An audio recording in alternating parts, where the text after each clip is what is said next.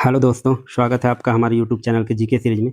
GK series के अंतर्गत अभी हम लोग धार्मिक सुधार आंदोलन देख रहे हैं, जिसमें हम लोग बौद्ध धर्म कंप्लीट कर चुके हैं, जैन धर्म भी कंप्लीट हो चुका है। अभी हम लोग आगे भगवत धर्म देखेंगे। तो आइए हम लोग इसको शुरू करते हैं। अगर आपने पिछले वीडियो को नहीं देखा है तो प्लेलिस्ट में सारा वीडियो डाला हुआ है, आप उसे देख सकते हैं। आपकी आगामी परीक्षाओं में ज़रूर मदद मिलेगी। तो आइए हम लोग शुरू करते हैं आज भगवत धर्म के बारे में। भागवत धर्म, ये जो हम लोग धार्मिक सुधार आंदोलन पढ़ रहे हैं, उसकी आवश्यकता क्यों पड़ी?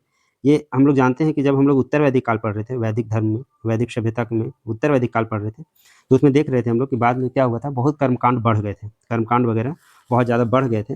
और उसको कम करने के लिए ये जो बौद्ध धर्म का उदय हुआ, जैन धर्म का उदय हुआ, या फिर भागवत धर्म का, तो वो सारे कर्मकांड को कम करते हुए धर्म धर्म के रास्ते पे आम आदमी कैसे चल सके, इसके लिए स्टार्ट किया गया था।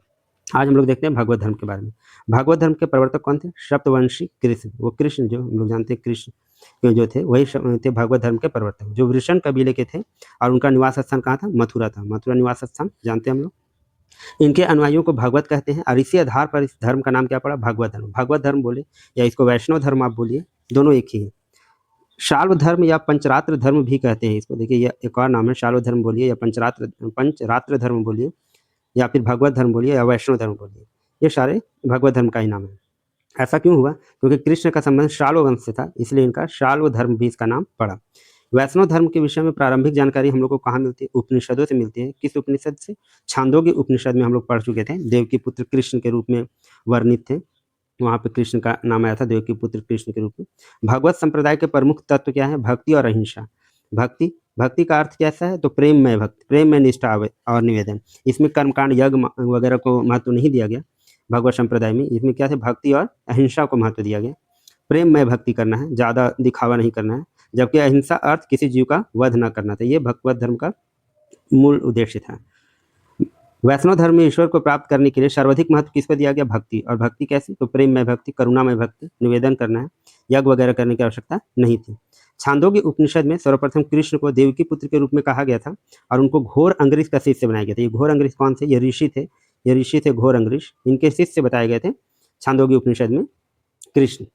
इनका जिक्र हुआ है। हम लोग छांदोग्य उपनिषद अब देख रहे थे उत्तर वैदिक काल में, तो हम लोग देखे थे। महाभारत काल में वासुदेव कृष्ण का तदात्मय, महाभारत काल में क्या हुआ? वासुदेव कृष्ण का तदात्म्य मतलब होता है संबंध। किससे दिखाया गया? तो विष्णु से।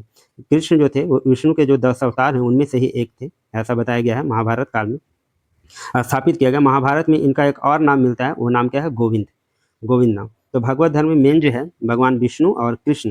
कृष्ण जो थे विष्णु के ही रूप माने जाते हैं, तो इसलिए भगवत धर्म में मेन वैष्णव धर्म भी इनको बोलते हैं हम लोग।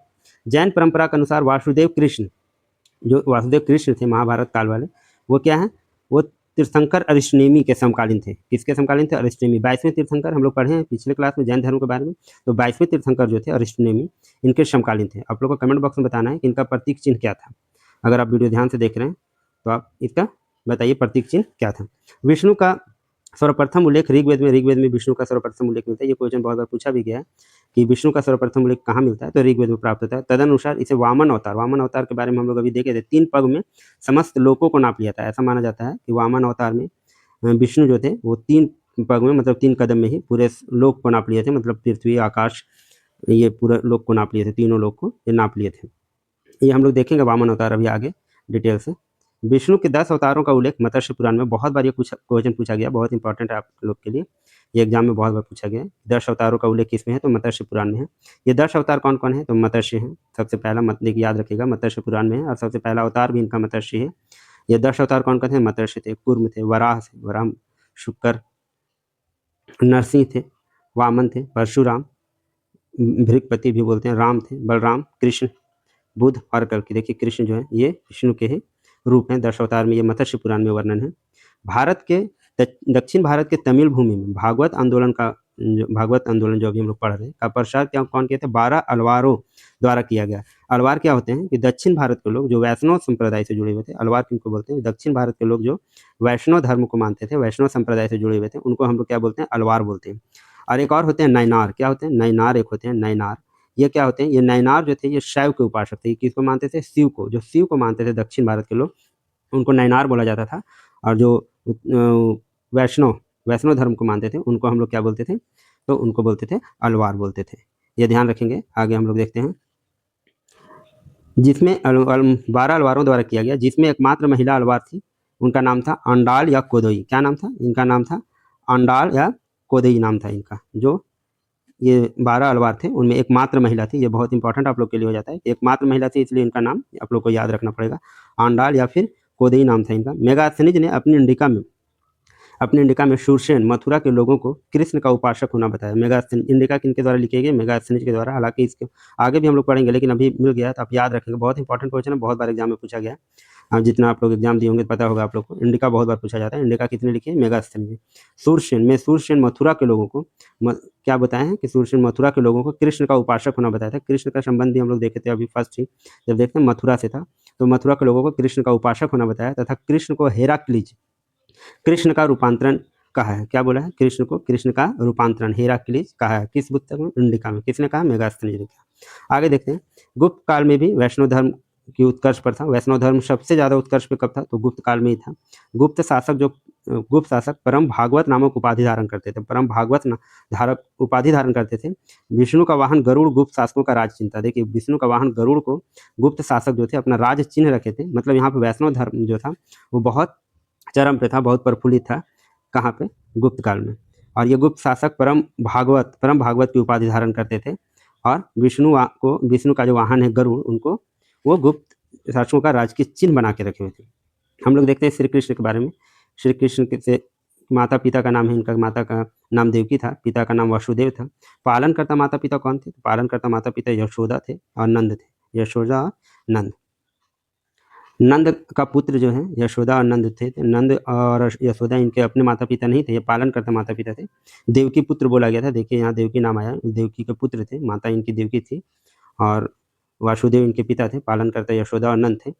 नंद का पुत्र का नाम क्या था? बलराम। इन्हीं को क्या बोला गया? हलधर बोला जाता है, इन्हीं को बलराम थे। कंस कौन थे? मामा थे इनके, कृष्ण के।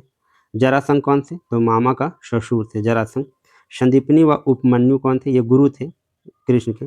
घोर अंगरीष ये भी गुरु थे। ये हम लोग पढ़े हैं छांदोग्य उपनिषद में कि देवकी पुत्र कृष्ण का वर्णन है और उनको घोर अंगरीष ऋषि काशी से बताया गया था। कुब्जा कौन थे? कंस की दासी थी, वह कृष्ण भक्त भी थी। कृष्ण भक्ति और कंस जो इनके मामा थे उनकी दासी थी, कुब्जा नाम था। राधा जान रहे आप लोग, प्रेमिका थी। और रुक्मणी कौन थी? पटरानी थी। प्रद्युमन की माता थी, मतलब प्रद्युमन पुत्र हुए कृष्ण के पुत्र हुए ये प्रद्युमन। और ये पटरानी थी रुक्मणी। जाबंती कौन थी? जाबंती रानी व शाम्ब की माता थी, रानी थी व शाम्ब की माता थी, मतलब ये शाम्ब की भी माता थी। रानी भी थी इनकी, मतलब दो, एक रुक्मणी हो गई, एक जाबंती हो गई कृष्ण की जो पत्नी। और इनके पुत्र दो हुए, एक प्रद्युमन हुए, एक शाम्ब हुए। यहाँ पे देखिए प्रद्युमन भी देखे हम लोग, ये प्रद्युमन और ये शाम्ब। प्रद्युमन और शाम्ब जो थे क्या थे? इनके पुत्र थे। अनिरुद्ध कौन थे? तो ये पौत्र थे। द्वारका ये इनकी राजधानी थी। और 5 जन ये शंख थे। 5 जन क्या थे? शंख थे। अब ये देखिए विष्णु के 10 अवतार के बारे में हम लोग को भागवत धर्म के बारे में विशेष रूप से पढ़ना है। विष्णु के 10 अवतार का उल्लेख कहाँ मिलता है? याद होगा आप लोगों को, मत्स्य पुराण में। कहाँ मिलता है? मत्स्य पुराण में। और सबसे पहला अवतार ही क्या था? तो मत्स्य अवतार था। अमर कोश व गीत गोविंद में विष्णु के 39 अवतारों का उल्लेख है। अमर कोश व गीत गोविंद में, गीत गोविंद के रचनाकार भी पूछा जाता है जयदेव है, इनके रचनाकार भी पूछा जाता है जयदेव है, नाम है इनका। और अमर कोश के अमर सिंह है, अमर कोश के अमर सिंह है, ये याद रखिएगा आप लोग, अमर सिंह है अमर कोश के। अमर कोश व गीत गोविंद में विष्णु के 39 अवतारों का, कितने अवतारों का उल्लेख है? तो 39 अवतारों का उल्लेख मिलता है। 39 अवतारों के लेख मिला, परंतु वास्तविक रूप से 10 अवतार सर्वाधिक प्रचलित है जो मत्स्य पुराण में लिखे हुए। पहला है मत्स्य अवतार। मत्स्य अवतार विष्णु जी का था। अब ये क्या था इनका कहानी देखते हैं। इनका उल्लेख सर्वप्रथम सतपथ ब्राह्मण में मिलता है। सतपथ ब्राह्मण हम लोग पढ़े हैं अभी वैदिक काल जब पढ़ रहे थे। जब पृथ्वी विश्वव्यापी जल प्रलय से भयभीत हुई, क्या हुआ था? पृथ्वी पर काफी जल प्रलय हो गया था, तो विष्णु ने मत्स्य मछली के रूप में अवतार लिया। जल प्रलय हो गया था तो विष्णु जी से मत्स्य मछली के रूप में अवतार लिए और मनु को इस आसन भय से सावधान किया। मतलब जल प्रलय से जब पृथ्वी आतंकित था तो मनु को क्या किया? मनु को वो सुरक्षित स्थान पे ले गए ताकि सृष्टि का फिर से निर्माण हो सके, क्योंकि प्रथम मनुष्य जो माना जाता है ये मनु को ही माना जाता है। पृथ्वी के जलमग्न हो जाने पर सृष्टि के क्रम को पुनर्स्थापित करने के लिए, ताकि फिर से सृष्टि का निर्माण हो सके, मत्स्य अवतार ने मनु को, उनके परिवार और सप्त ऋषियों को व वेदों को एक जलपोत, देखिए किसको बचाया हुआ? वेदों को, सप्त ऋषियों को, उनके परिवार को और मनु को एक जलपोत द्वारा जो मत्स्य के सिर पर, मत्स्य का रूप विष्णु भगवान लिए थे, मत्स्य के सिर पर निकले सिंह से रस्सी द्वारा आबद्ध था। मत्स्य के सिर जो सिर पर नुकीले सिंग निकले हुए थे उनसे रस्सी द्वारा बंधा हुआ था, सुरक्षित बचाकर ले जाया गया। मतलब ये जल प्रलय जब सारा हो गया, सृष्टि का विनाश हो रहा था, तो ऐसा माना जाता है मत्स्य पुराण के अनुसार कि मनु को, उनके परिवार को और सप्तऋषियों और वेदों को वो क्या किए थे, एक सुरक्षित स्थान पर बचा कर ले गए, सुरक्षित बचा कर ले गए। फिर उनका दूसरा है कूर्म अवतार। कूर्म अवतार क्या है, पृथ्वी के जलमग्न होने के कारण पृथ्वी की कई अमूल्य वस्तुएं विश्व सिंधु के तल में समुद्र के गर्भ में समा गई। जब जलमग्न हो गया पृथ्वी, तो सारे जो है पृथ्वी में समा गए, जिसमें अमृत भी था। अमृत भी एक था जो क्या हुआ कि जल में समा गया। इन वस्तुओं को प्राप्त करने हेतु, अब अमृत को प्राप्त करने के लिए बेसिकली बहुत सारी अमूल्य वस्तुएं थे जो सारे समुद्र में समा गए पृथ्वी में, लेकिन उसमें अमृत को प्राप्त करने के लिए देवताओं, शूरों और दानवों, असुरों में क्या होने लगा, समुद्र मंथन की योजना बनाई। ये योजना बनाई कि समुद्र मंथन करके कम से कम अमृत को बाहर निकाला जाए और जितने भी अमूल्य वस्तु उन्हें बाहर निकाला जाए। तो समुद्र मंथन की योजना को कार्यान्वित करने हेतु विष्णु ने क्या किया था, एक वृद्धाकार पूर्व मतलब कछुआ का रूप धारण किए थे, कछुआ का रूप धारण किए थे। और कछुआ देवताओं को कुर्म की पीठ पर, मतलब कछुआ का जो रूप धारण किए थे उनकी पीठ पर मंदराचल पर्वत को रखकर नागराज वासुकी को मंदराचल में लपेटकर, पर्वत में लपेटकर और समुद्र मंथन किया गया था। आप लोग समुद्र मंथन का बातें सुनते होंगे, आप जानते भी होंगे आप लोग। तो ये कुर्म अवतार था उनका, विष्णु भगवान का। वो कछुआ का रूप धारण किए थे और वो समुद्र में नीचे बैठ गए थे, उनके ऊपर रखा गया था मंदराचल पर्वत, और नागराज वासुकी को चारों ओर लपेटकर समुद्र में मंथन किया गया था, मतलब घुमाया गया था आगे पीछे। समुद्र मंथन के फलस्वरूप देवताओं ने अमृत व अन्य वस्तुओं के साथ साथ देवी लक्ष्मी को भी प्राप्त किया। लक्ष्मी देवी का भी वहीं से समुद्र मंथन से ही उत्पन्न हुई थी। अमृत के बंटवारे को लेकर देवताओं और दानवों में क्या हो गया, सुरासुर युद्ध हो गया। मतलब देवताओं को सुर बोलते हैं और दानवों को असुर बोलते हैं। सुरासुर मतलब सुर असुर युद्ध हुआ, जिनमें देवताओं की क्या हुई थी, जीत हुई थी, देवताओं की जीत हो गई थी। परंतु छलवश एक राक्षस ने अमृत पान कर लिया। लेकिन ऐसा हुआ था कि धोखे से एक राक्षस जो था वह अमृत पान कर लिया। तब विष्णु ने क्या किया, अपने सुदर्शन चक्र से गला काट दिया उस राक्षस का, परंतु अमृत पान के कारण वह मृत्यु प्राप्त नहीं हो सका और राहु केतु दो भागों में बंट गए। राहु केतु अभी हम लोग जो बोलते हैं अपने लिए खराब मानते हैं, राहु वगैरह को राहु दोष केतु दोष ये मानते हैं। तो इनकी कथा ये है कि ये राक्षस जो है वह अमृत पान कर लिए थे और जिसके कारण ये विष्णु भगवान जो थे वो सुदर्शन चक्र से उनका गला काट दिया, लेकिन अमृत पान के कारण वो मृत्यु नहीं हो सकता था उनका, इसलिए वो राहु केतु दो भागों में बंट गए थे। नेक्स्ट है हम लोग देख रहे हैं वराह अवतार। दो अवतार अभी तक हम लोग देख लिए, मत्स्य देख लिए, कूर्म देख लिए, वराह अवतार देखते हैं। दानव हिरण्याक्ष ने पृथ्वी को विश्व सिंधु में डुबोकर पृथ्वीवासियों पर अत्याचार करने लगा। ऐसा है हम लोग का लिखा हुआ है मत्स्य पुराण में। हिरण्याक्ष जो थे ने पृथ्वी को विश्व सिंधु में डुबोकर, मतलब जल में डूबकर पृथ्वीवासियों पर अत्याचार करने लगा और देवताओं ने उसे मारने के लिए भगवान विष्णु से क्या किया, प्रार्थना की। भगवान विष्णु से प्रार्थना की कि इनको दानव जो हिरण्याक्ष है उनको मारा जाए। अब हिरण्याक्ष जो है विष्ठा मल का कोट बनाकर उसकी आड़ में रहने लगा। विष्ठा की कोट ढहने के लिए भगवान विष्णु ने एक वृद्धाकार वराह सुअर के रूप में ये अवतार लिए थे। ये चारों तरफ अपना कोट बनाकर एक आड़ में रहने लगे थे और सुअर का रूप धारण किए थे, अवतार लिया और हिरण्याक्ष को मारकर पृथ्वी को अपने दांतों से उठाकर उसे यथास्थान रख दिया। ये बड़ा जो इनका अवतार है, ये कहा जाता है कि ये भगवान विष्णु जो थे वो सुअर का रूप लेकर और समुद्र के अंदर बहुत दिनों तक हिरण्याक्ष से लड़ाई किए थे और अंततः हिरण्याक्ष को मारकर और पृथ्वी को अपने दांतों से उठाकर उनका अपने यथास्थान रख दिया ताकि फिर से सृष्टि का निर्माण हो सके। ये 3 अवतार था उनका। नेक्स्ट है नरसिंह अवतार। नरसिंह अवतार में क्या हुआ था, विष्णु ने अपने भक्त प्रहलाद को बचाने हेतु नरसिंह के रूप में अवतार लिया था। प्रहलाद इनके भक्त थे और अपने इनको बचाने हेतु ये क्या किए थे, नरसिंह के रूप में अवतार लिए थे। जिसमें कहानी क्या है कि प्रहलाद के पिता थे हिरण्यकश्यप को इनको वरदान प्राप्त था कि यह किसी भी देवता, दानव, पशु, मानव से न वह किसी देवता या दानव से, पशु या मानव से दिन या रात में, भीतर या बाहर में, धरती आकाश में अस्त्र या शस्त्र से मारा नहीं जा सकता। ऐसा इनको वरदान मिला हुआ था, ऐसा इनको वरदान मिला था। इसी कारण यहाँ पे जो ये नरसिंह अवतार लिए, न वो मनुष्य थे न वो पशु थे और इसके कारण हिरण्यकश्यप को इनको नष्ट करना जरूरी था, क्योंकि वरदान प्राप्ति के बाद हिरण्यकश्यप जो था वो वरदान प्राप्ति के बाद, एक मिनट, हाँ दोस्तों थोड़ा डिस्टर्बेंस हो गया था। तो वरदान प्राप्ति के बाद क्या था, हिरण्यकश्यप जो थे वो पृथ्वी लोक में अत्याचार करने लगे, क्योंकि ऐसा उनको वरदान मिला गया था कि उनको मारा नहीं जा सकता।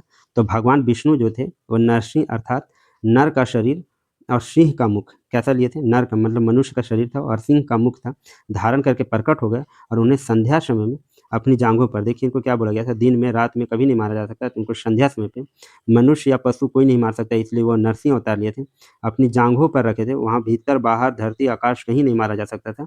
अपनी जांघों पर हिरण्यकश्यप के शरीर को रखकर अपने नाखूनों से फाड़ कर वध किए थे। ये है, ये हम लोग पढ़े भी हैं नरसिंह अवतार के बारे में। ये था नरसिंह अवतार, 4 अवतार कंप्लीट हो गए। हिरण्यकश्यप का ही अगले जन्म में रावण, यही रावण बने थे, और फिर से जो ये जन्म लिए थे, मतलब इनका फिर से अवतार हुआ था विष्णु का, वो हुआ था राम के रूप में। आगे हम लोग पढ़ेंगे जब ये रावण के रूप में अवतार लिए थे हिरण्यकश्यप। आगे चलते हैं, आगे हम लोग देखते हैं वामन अवतार। वामन अवतार में हम लोग देखते हैं क्या थे। वामन अवतार में क्या थे, ये एक छोटे से ब्राह्मण का बच्चा के रूप में ये जन्म लिए थे। राक्षस राज जो थे, जो बलि जो थे, ने संसार पर अधिपत्य कर लिया, और अत्यधिक तप दान के सहारे उसने अलौकिक शक्ति की ऐसी वृद्धि हुई कि उसने देवताओं तक को पीड़ित करना शुरू किया। ये राक्षस राज बलि जो थे, ये बहुत ज़्यादा दान वगैरह करते थे, बहुत ज़्यादा तपस्या करते थे, जिनके कारण इनकी शक्ति इतनी ज़्यादा बढ़ गई थी कि वो देवताओं वगैरह को क्या करने, पीड़ित करना शुरू कर दिए थे। जब देवताओं ने अपनी रक्षा के लिए किसके पास गए, तब विष्णु के पास प्रार्थना की भगवान विष्णु से। तो विष्णु ने क्या किया, वामन के रूप में अवतार लिया। वामन के रूप में मतलब एक छोटा बच्चा, बानक का बच्चा के रूप में अवतार लिया। अब बलि के सम्मुख प्रकट होकर उससे 3 पग भूमि की याचना की। ये ब्राह्मण के रूप में, छोटे बच्चे के रूप में, जो उनका कद बहुत कम था, वो बलि के सम्मुख गए, क्योंकि राक्षस राज बलि बहुत ज़्यादा दान वगैरह करता था।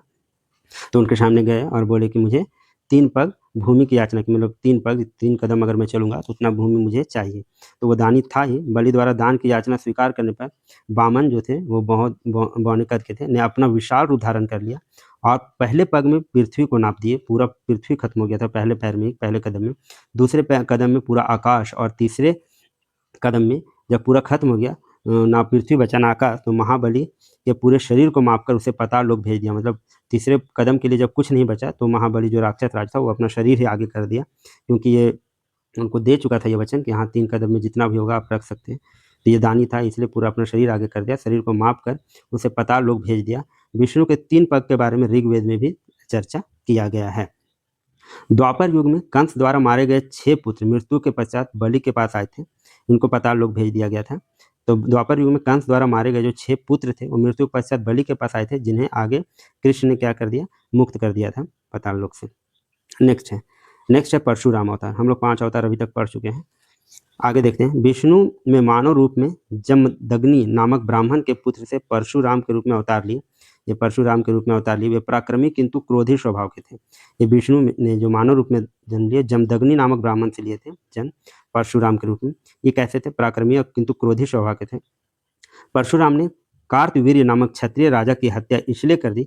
अब क्या था कि परशुराम जो थे, कार्तवीर्य नामक क्षत्रिय राजा की हत्या कर दी थी, क्योंकि उन्होंने क्या किया था, इनके पिता का, जमदग्नि नाम जो है, इनके पिता का गाय को छीन लिया था जबरदस्ती। कौन, कार्तवीर्य जो थे नामक क्षत्रिय राजा थे, वो इनके पिता से, जमदग्नि से जबरदस्ती कामधेनु गाय को छीन लिया था एवं उनके आश्रम को नष्ट कर दिया था। ये बहुत क्रोधी स्वभाव के थे। ये परशुराम रूप में जो विष्णु भगवान थे, वो क्या हुए, वो क्रोधित हो गए बहुत ज़्यादा, और उसने क्षत्रिय राजा कार्तवीर्य की हत्या कर दी। प्रत्युत्तर में क्या हुआ बाद में, प्रत्युत्तर में इनका जवाब में, कार्तवीर्य के जो पुत्र थे, ये राजा के पुत्र जिन्होंने कामधेनु गाय छीना था इनसे, जमदग्नि से, उन्होंने क्या किया, जमदग्नि की भी हत्या कर दी, मतलब उनके पिता की भी हत्या कर दी, परशुराम के पिता की। तभी से परशुराम ने पृथ्वी को क्षत्रिय विहीन करने की प्रतिज्ञा की और 21 बार कार्तवीर्य के वंशजों को परास्त किया। तो और ये क्रोधित हो गए परशुराम, और क्या हुआ, क्षत्रिय विहीन करने का, ये क्षत्रिय राजा थे, और उन्होंने 21 बार कार्तवीर्य के वंशजों को, जितने भी वंशज थे, उन सारे को वो मारते चले गए। फिर नेक्स्ट है राम अवतार के बारे में। हम अभी देखे थे हिरण्यकश्यप ही आगे जाके रावण बना था, तो वो विष्णु जी जो थे, वो नेक्स्ट अवतार में राम बनते हैं। श्रीलंका के राजा रावण के अत्याचारों से मानव जाति को बचाने के लिए विष्णु ने अयोध्या के राजा दशरथ के पुत्र में राम के रूप में अवतार लिया था। यह ऐसा है, राम जो थे वो विष्णु के ही अवतार थे, ये विष्णु के 7वें अवतार थे। राम में अवतार लिया और उपास्य देव व अवतार के रूप में मान्यता का सृष्टि स्पष्ट वर्णन कालिदास ये करते हैं रघुवंशम में, इसके बारे में चर्चा करते हैं। तो आप लोग रामायण जानते हैं अच्छे से। रावण का वध करने के लिए राम का जन्म हुआ था, वो भी विष्णु के अवतार ही थे। आगे चलते हैं, कृष्ण अवतार, ये भी आप लोग जान रहे हैं, महाभारत काल में हुए। यह अवतार विष्णु के सभी अवतारों में सर्वाधिक महत्वपूर्ण थे। मथुरा नरेश कंस जैसे दानवों का वध करने, मानवता व लोक कल्याण की रक्षा हेतु विष्णु ने कृष्ण के रूप में अवतार लिए। विष्णु का एक कृष्ण अवतार है। मथुरा में इनका हुआ था, नरेश कंस जैसे दानों को वध करने के लिए इनका अवतार हुआ था। एक और ये महाभारत के बारे में भी आप लोग जानते हैं, ज़्यादा डिटेल के बारे में जानने की आवश्यकता है नहीं। एक बहेलिये द्वारा चलाए गए बाण पैर के तलुए में लगने के कारण कृष्ण के जीवन का अंत हो गया था। एक बहेलिया था शिकारी, वो बाण चलाया था, उनके पैर में लग गया, कृष्ण भगवान के पैर में, उनके कारण उनकी मृत्यु हो गई थी, जीवन का अंत हो गया था। ये बहेलिया ही अपने पिछले जन्म में वानर राज बाली था, जिसे छिपकर राम ने मारा था। देखिए राम अवतार के बाद कृष्ण अवतार हुए, तो ये बाली जो थे, बाली के बारे में हम लोग पढ़े हैं, बाली वानर राज बाली था, उनको राम जी मारे थे, उनके कारण उन्हीं का पिछले जन्म में वो बाली था जो ये बहेलिया के रूप में अभी आया था, जिसे छिपकर राम ने मारा था। इसलिए कर्म सिद्धांत के अनुसार इस जन्म में बहेलिया के रूप में उसने कृष्ण को मारा, वो छिपकर मारे थे राम, तो कर्म सिद्धांत था उनका कि मतलब छिप के मारा गया था, इसलिए वो वापस आके बहेलिया के रूप में फिर वो कृष्ण को मारते हैं। नेक्स्ट है इनका बुद्ध अवतार, 9वां अवतार। हम लोग बौद्ध धर्म के बारे में भी पढ़े हैं। ऐतिहासिक रूप से विष्णु का यह अंतिम अवतार है, अभी तक जितना अवतार हो चुका है उनके अनुसार ये अंतिम अवतार है। अभी नेक्स्ट अवतार कल के अवतार होना बाकी है। अवतार है वैदिक कर्म कांडों व यज्ञों से होने वाली बलि हिंसक कृत्यों को दूर करने के लिए विष्णु ने बुद्ध का अवतार लिया। मतलब ऐसा है, जो हम अभी पढ़ रहे हैं, धार्मिक सुधार आंदोलन पढ़ रहे हैं, तो जितने भी वैदिक कर्म कांड बढ़ गए थे, यज्ञ होने लगे थे, बहुत बलि प्रथा बढ़ गई थी, तो इसको दूर करने के लिए विष्णु ने बुद्ध के रूप में अवतार लिया और अहिंसा, प्रेम और अहिंसा का प्रचार प्रसार किए, घूम घूम कर वो अपना उपदेश देते गए। पहले 6 वर्ष का वो कठिन तपस्या किए और उसके बाद अपना उपदेश को वो हर जगह फैलाए। नेक्स्ट है कल्कि अवतार, जो अभी बाकी है, अभी ये फ्यूचर में होना है।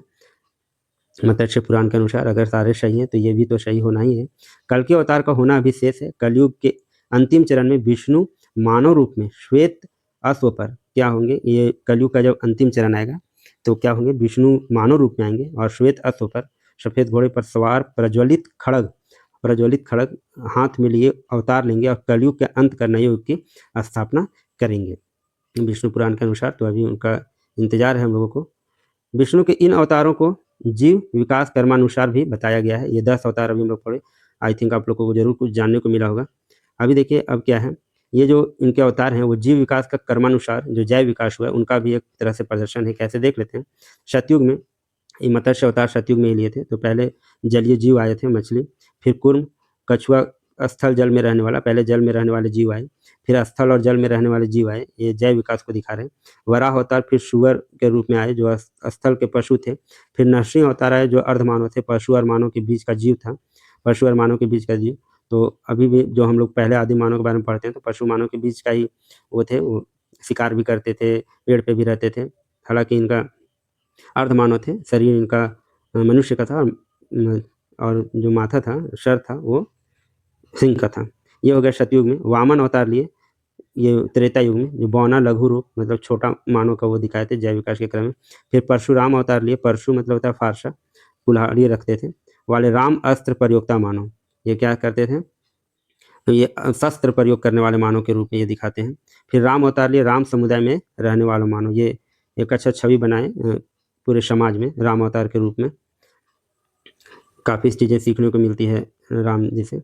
द्वापर युग है, द्वापर युग में कृष्ण अवतार लिए, जो ये पशुपालन करने वाला मानव, जो एक जैव विकास का क्रम है कि फिर पशुपालन करने वाले मानव के रूप में आए। फिर बुद्ध अवतार लिए, जो बुद्ध कृषि कार्य को बढ़ावा देने वाले मानव के रूप में जाना जाता है। इस तरह का जो इनका दर्श अवतार है, ये प्रामाणिक रूप से जैव विकास के क्रम से भी प्रमाणित है। कलयुग में कल्कि अवतार होना भी बाकी है। कल्कि भविष्य का मानव, संहारक शक्ति वाला मानव होंगे, ये कल्कि अवतार है इनका। कुछ संबंधित तथ्य देख लेते हैं। भागवत संप्रदाय के विकास में गुप्तों का योगदान काफ़ी अधिक था। अभी हम लोग देखे वैष्णव धर्म को काफ़ी वो लोग प्रचार प्रसार किए थे। विष्णु भगवान का जो वाहन था गरुड़, उनको लोग राज चिन्ह बनाया था, तो ये काफ़ी प्रचार प्रसार गुप्तों ने किया। गुप्त काल में ही अमर सिंह ने अपने ग्रंथ अमर कोश में विष्णु के कुल 39 नामों का वर्णन किया। यह भी हम लोग ऊपर देख चुके हैं। अमर कोश व गीत गोविंद में 39 अवतारों का उल्लेख है, परंतु वास्तविक रूप से 10 अवतार प्रचलित है, ये हम लोग पढ़ चुके हैं। गुप्त काल में विद्वान वराह मिहिर वृहत संहिता में भागवत धर्म का उल्लेख किया। गुप्त काल के विद्वान थे वराह मिहिर, जिनका अपना बुक लिखे वृहत संहिता, उसमें भी भागवत धर्म का उल्लेख किया गया है। स्कंद गुप्त का जूनागढ़ अभिलेख जो है, जूनागढ़ में अभिलेख है, भगवान विष्णु की स्तुति से ही आरंभ होती है। ये गुप्तों के समय पूरा वर्चस्व था, पूरा उत्थान हुआ था वैष्णव धर्म का। दिल्ली में महारौली लौह स्तंभ, में उल्लेखित जानकारी के मुताबिक चंद्रगुप्त विक्रमादित्य ने विष्णु ध्वज की स्थापना की थी। देखिए विष्णु ध्वज की स्थापना कौन किए थे? चंद्रगुप्त विक्रमादित्य। ये महारौली स्तंभ लेख जो कहाँ पे है? दिल्ली में है। बहुत इंपॉर्टेंट है, याद रखिएगा, इसको क्वेश्चन आपके एग्जाम में आएंगे। गुप्त काल में विष्णु का सबसे लोकप्रिय अवतार वराह अवतार को सबसे लोकप्रिय अवतार माना जाता है। इनका ये तीसरा अवतार था, आई थिंक तीसरा अवतार था वराह अवतार। प्रतिहार शासक मिहिर भोज ने अपने ग्वालियर अभिलेख में स्वयं को वराह अवतार घोषित किया था। मतलब विष्णु का अवतार स्वयं को घोषित कर दिया था। ये पहले चलन होता था कि राजा ईश्वर का दूत या खुद को दिखाते थे। 12वीं शताब्दी में जयदेव ने गीत गोविंद, देखिए ऊपर ही बताया था आपको गीत गोविंद के रचयिता कौन है? जयदेव। रचना की जिसमें राधा को कृष्ण को महान बनाया गया, राधा कृष्ण को महान बनाया गया था। ये गीत गोविंद के जो रचयिता हैं गोविंद कृष्ण का ही नाम था। जयदेव इनका रचना किए थे 12वीं शताब्दी में। राष्ट्रकूट शासक दंती दुर्ग ने एलोरा में दशावतार मंदिर बनवाया जो कि भागवत धर्म से संबंधित था। तो इतने भागवत धर्म से संबंधित साक्ष्य हैं जो विभिन्न ऐतिहासिक कालों में होते रहे। ये आज का भागवत धर्म था। भागवत धर्म आज कंप्लीट हो गया। कल हम लोग शैव धर्म के बारे में पढ़ेंगे। आई थिंक ये वीडियो आप लोगों के लिए बहुत हेल्पफुल होगी, बहुत नॉलेजेबल रही होगी। अगर ये वीडियो आप लोगों को अच्छी लग रही है तो ऐसे ही देखते रहें। चैनल को लाइक करें, सब्सक्राइब करें और दोस्तों तक शेयर करना बिल्कुल ना भूलें। ठीक है, थैंक यू। फिर हम लोग मिलते हैं नेक्स्ट वीडियो में नेक्स्ट डे।